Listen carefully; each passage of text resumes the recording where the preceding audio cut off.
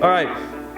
So last week we started this brand new series, Not Too Young. The point being, you're not too young. We're told we're too young for a lot of things, a lot growing up. But when it comes to your faith, you are not too young to, like we talked about last week, for instance, to own your own faith, right? Or make a difference in the world, or be an example to others. You're not too young to start living out your faith today.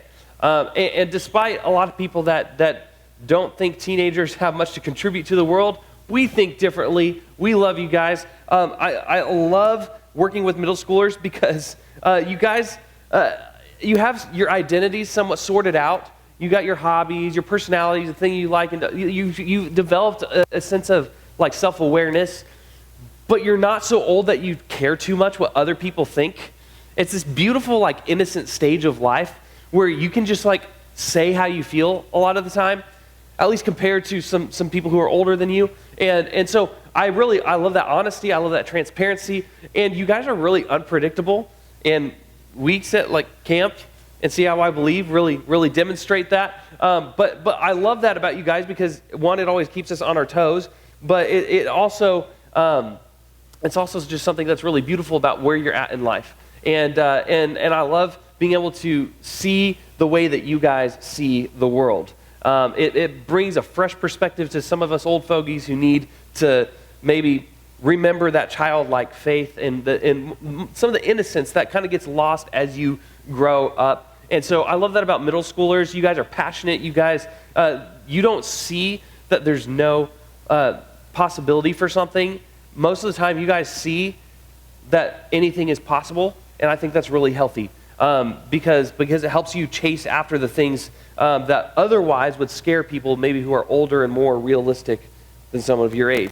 And that's something very beautiful as well. I remember going to See How I Believe, and maybe you'll remember this. Did you go the year we went to the hotel, or did you go when we went to the old church? Okay, that's right. All right. So at See How I Believe in Cincinnati, when we go, it's a couple hours away, and we stay at this like old church there, and they've got like this basement area where the girls stayed in, and so everybody would be there for like our group time, but then the girls would stay there and sleep, and it had ping pong tables and kind of fun stuff like that, and then the guys would stay above them in what was their old like chapel, their old worship center, and it was hardwood floors, but like any movement was like, and the girls could all hear it below, and there's no soundproofing, so the guys would be laughing till like 12:30, and the girls claimed that they could hear every word. I don't think that's true, but they could hear a lot of us. And what's funny is the difference even between guys and girls is so like evident even at your guys' age, because I could go downstairs because I had to like check with the leaders and make sure we're clear for like the morning when we go back to CIY and all that kind of stuff, and the girls there'd be little corners of girls sitting and talking and laughing, and then some girls playing ping pong, but not the right way, just like making up their own version of ping pong and having fun. And then I'd go upstairs to the guys, and they were like, "Hey, look, I found a hacky sack." And they would like none of them know how to play hacky sack, but they'd come up with a game to like keep it in the air as long as possible, and it would get really wild and intense, but super fun at the same time. It just super fun. So I love hanging out with middle schoolers, and I love what I get to do for a living, which is spending time with a lot of you guys. You're definitely fun and exciting and unpredictable, which keeps us on our toes, and that's fun. So the good news also is that every adult in this room feels the same way, and that's why they're here, because they care about you guys. They love you guys. So I've asked them to be thinking in advance. What are some of the reasons? Or what is something that they love about middle schoolers? So do any of you guys want to shout out maybe what you think?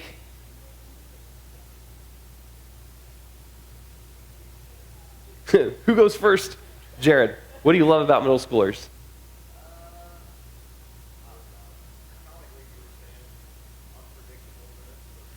The unpredictableness. The innocence. Yeah, for sure. Corbin, you want to go next?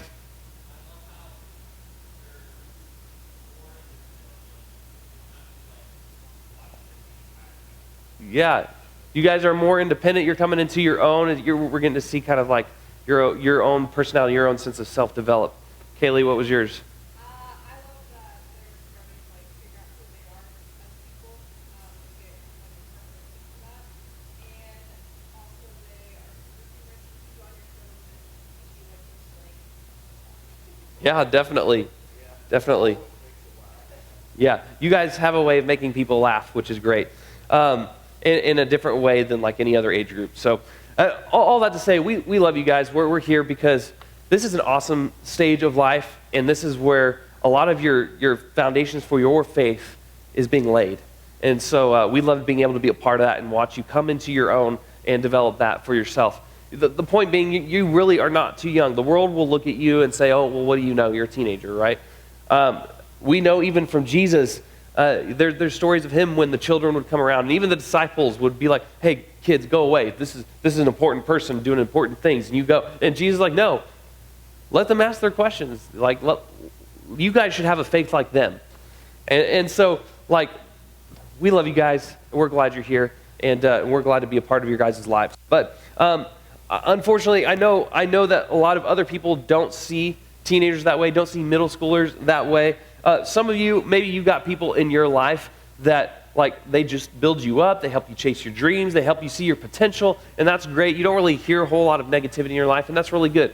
Others of you pretty much anywhere you go, maybe whether it's school or in sports or in the movies you watch or whatever it is, maybe it's on social media. For those of you who have social media, you see a different side of the world who maybe looks down quite a bit on teenagers and maybe tells you that you're seen as lazy or inexperienced or just always on your phones, which, you know, there's maybe some truth to that, right, if we're being honest, but that doesn't discount any of the other positive things as well. And so, but it seems like there's a lot of adults that just kind of focus on the negatives of teenagers and stuff like that. It honestly frustrates me when people ask, like, hey, Zach, what do you do for a living? I'm like, oh, well, I'm a youth pastor. I work with teenagers, and I hate it when adults are like, oh, that requires a special person. I'm like, no, it just requires somebody who loves people.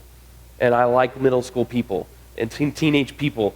And it just aggravates me so much when people talk about you guys that way. And some of you, you've heard that. And so it bothers you. It makes you feel frustrated. It makes you angry because you're like, I know what I'm capable of, but nobody believes in me, and it's a frustrating place to be. And I get that. So what do you do? Do you stay frustrated? Do you try to ignore that? Do you just kind of wait until people will see you as credible and then you start trying to make a difference in the world or take your faith seriously or whatever it is? That's what kind of we're going to get into. We started last week and we're going to continue this week. And so we're going to talk through a little bit more of the dynamic between Paul and Timothy, which we introduced last week. Remember, Paul was who? He was Saul. He also, what did he do? Preached. He did kill people in his old life. Yep. This is true. Wrote letters to the churches. He also visited the churches. He also, yeah.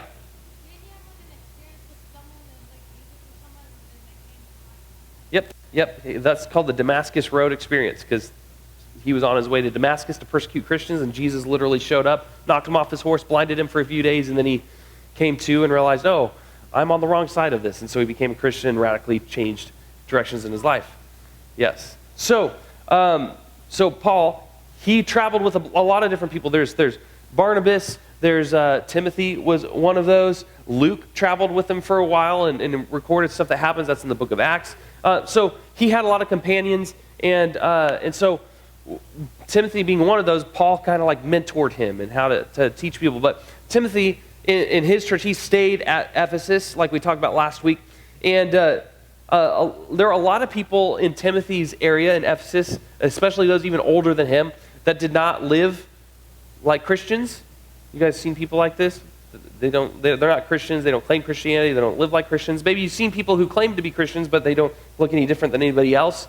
And so Timothy is frustrated by this, but also feeling like the pressure of, how do I minister to people like this? And Paul encourages him. He's not just telling Timothy, we'll get over it, right? He tells him he acknowledges that people were acting poorly and teaching things that weren't true. And he tells Timothy to stay focused on what is true, to keep up the faith. No matter what anyone else was doing, he wanted Timothy to choose a different way and lead by example. So actually, here's what Paul says to Timothy in 1 Timothy chapter 6. He says, Timothy, guard what has been entrusted to your care.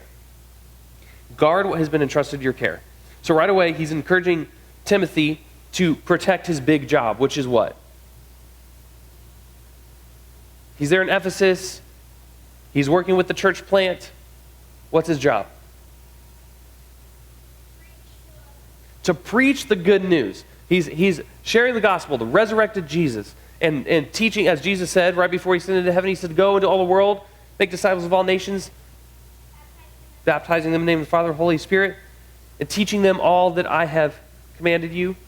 Right? So that's his job. That's what he's doing. It's a big job, and Paul is saying, hey, keep this up. Guard what has been entrusted to your care. And then he continues on. Turn away from godless chatter and the opposing ideas of what is falsely called knowledge. Right? Do we see any of that nowadays? There's godless chatter, just meaning people are talking and claiming knowledge where really that's not knowledge. That's the world's knowledge, but it's not actually the way that God says things should be, which is true knowledge. And so it's not some kind of man-made wisdom. It is a godly wisdom. He's saying just turn away from that godless chatter and the opposing ideas of what is falsely called knowledge. He's basically saying, listen, you can't choose how people behave. You can't choose how other people act or anything like that or what they say. What you can do is control how you respond, how you act, how you choose your words. You can control those things. And that's what he's encouraging him to do. Timothy had been entrusted with this big responsibility of spreading the gospel and training up this church in Ephesus.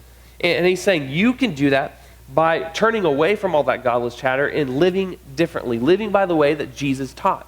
And that's how you set that example. Because here's what Paul knew. Distractions are always going to be there. How many of you guys have ever been distracted by something? It's time to do your homework, but that PS4 controller looks really enticing right about now, right? Or it's time to, clean your room, but you're just gonna check your Instagram real quick, and then before you know it, an hour has gone by, and your mom comes in, and you're like, what have you been doing? Your room's not clean. And you're like, oh, sorry, let me put my phone down. And like distractions are easy, and there's a lot of things that can distract us from the mission of the gospel. And Paul's saying, Timothy, don't get distracted by those things. It's easy to get distracted. They're always going to be there, but focus on what is important. And so, what he wants for Timothy is what I think the same thing that God wants for each and every one of us. That we can choose to be different. We don't have to just go with the flow. We don't have to follow the crowd, what everybody else seems to be doing without thinking. You can do something there. I remember when I was in third grade, that was the first year I was able to play basketball growing up. Okay? Now, because a lot of us, this was our first time playing basketball, there were things that we weren't as confident in, and there were things that we were learning still about the game. So I remember one time the ball was being thrown in bounds, and it's happened twice in this game. It was the very first basketball game I'd ever played, and our team had played at our school.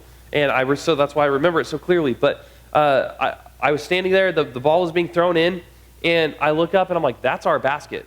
But everybody had run down to the other end of the gym as if I was going to bring the ball down to the other side. But I knew, despite what everybody else was doing, I'm not going that way, I'm going this way. This is my basket. I looked, and I just shot it from like 2 feet away, and the ref goes, okay, that's point. And then they had to come back down and throw the ball in to take it down to the other court because they weren't paying attention. They just followed where everybody else was running to the other end of the court. It happened twice in that game. The point being, not that Zach is so smart and good at basketball, but the point is that, like, you don't have to follow what everybody else is doing. Often, when you follow what everybody else is doing, you miss what God is calling you to do. And that's really easy to do. And so Paul's encouraging Timothy what I think God would encourage each of us to do, and that is to choose to be different. We can choose to believe that we are not too young for our actions to matter. And oftentimes you can believe the lie. It's easy to believe the lie that you are not old enough to make a difference. But you can set an example with your life that puts people older than you to shame, because you know how to control your tongue. You know how to love others regardless of differences. You know how to show the love of Jesus. And you're not too young for your actions to demonstrate that, to really matter. We talked about this kind of the theme verse for this whole series. We talked about it in depth last week. And I want us all to say it together. Do you guys remember from last week? It's 1 Timothy 4:12. Okay? I'm going to put it on the screen. I want us all to say it together, okay? So on the count of 3, let's all read this together. 1, 2, 3. Don't let anyone think less of you because you are young. Be an example to all believers in what you say, in what you live, in your love, your faith, and your purity. Let's do it one more time. I want to hear everybody this time. Girls, you're just so much quieter than the guys. And I'd like an even balance. I want to hear the guys out of my right ear and the girls out of my left ear. We good? That doesn't mean, guys, you have to speak louder. You can. But girls, I want you to match them. All right, here we go. 1, 2, 3. Don't let anyone think less of you. There we go. You are young. Be an example to all believers in what you say, in the way you live, in your love, your faith, and your purity. You are a person of your own. You are an individual person in whom God has a very special plan for your life. And you are not too young to make a difference in the world. You're not too young for your actions to matter. So don't let anyone look down on you because of your age. You can be an example to everyone, even those older than you, in the way you talk, the way you behave, the way you love others, the way you love Jesus, the way you live your life. You can do that. You can choose to believe that your actions really matter. And so that would be my encouragement for you guys. As you try to take this to heart over the next week, I want you to think about this. Think about your actions. Start with thinking about maybe this last week. Did you love others well? Did you speak kindly to and about others? And maybe were you lazy when it came to your responsibilities? Some of you, you'll be able to answer those differently, but some of you will be good at certain things and not so good at other things. But ask God to help you change whatever behavior that is moving forward. So think about your actions. Secondly, think about the kind of person that you want to be. You know, in your mind, when sometimes you imagine the way that you are, and maybe the way that you are a year from now, you see yourself as maybe, this is at least how I am, I see myself as this version of myself that's way better than my actual self. But that's healthy to be able to visualize the kind of person that you want to be. So think about that. And in other words, think about something that you want to be known for to other people. When they see you, do you want them to think like, oh, they're a loudmouth, or they kind of talk bad about other people, or yeah, they're good at basketball, or do you want them to see you and think, oh yeah, they're like one of the nicest people I know. Oh yeah, they care. I mean, I don't agree with them about some stuff, but I mean, it's kind of hard not to like that person, right? Or like I remember people in my class growing up that were like, man, I can't imagine them angry. Like you guys have people in your life like that. It's like, what would it look like for you to lose your temper? Because I don't know what that would look like on you. Like, what if people, when they think about you, they think you're that kind of person? You know, what does that look like for your life? Think about the kind of person you want to be. And 3, think about how you get there. What things do you need to do in order to become the person you want to be? Maybe you need to create an action plan for how you're going to respond when someone says something mean to you, so that you already have a pre-planned kind of idea of what you're going to do. How are you going to respond? Because people will say mean things to you, so how are you going to respond? Right? When maybe you get made fun of, how are you going to respond? When whatever it is, think of an action plan for how you are going to respond in various situations. When your sibling wakes you up by throwing cold water on your face, how are you going to respond? Hopefully you don't have that, but you get my drift, right? How are you going to respond when things happen in your life. So as you get ready to go to your small groups, think about this. What's one way that you can make actions matter more this week? I want you to think about that. I'll pray for you guys, and then you can go to your groups.